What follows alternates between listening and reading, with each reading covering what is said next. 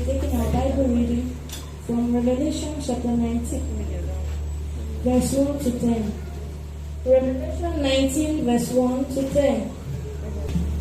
And after these things I heard a great voice of much people in heaven, saying, Hallelujah, salvation and glory, and honor and power unto the Lord our God.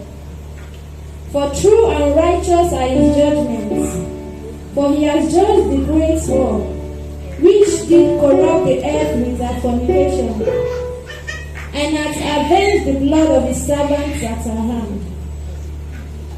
And again they said, Hallelujah, and her smoke rose up forever and ever.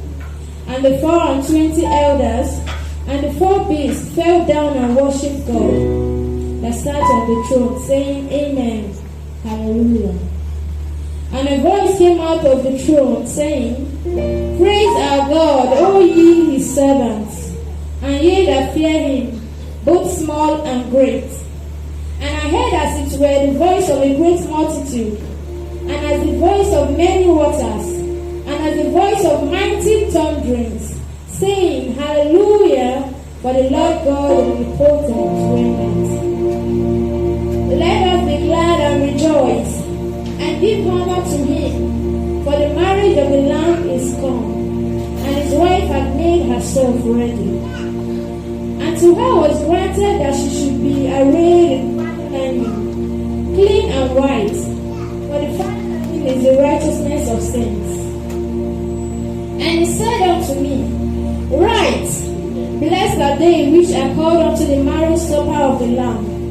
And he said unto me, These are the true sayings of God. And I fell at his feet to worship him. And he said unto me, See thou do it not. I am thy fellow servant, and of my brethren that have the testimony of Jesus. Worship God, for the testimony of Jesus is the spirit of prophecy.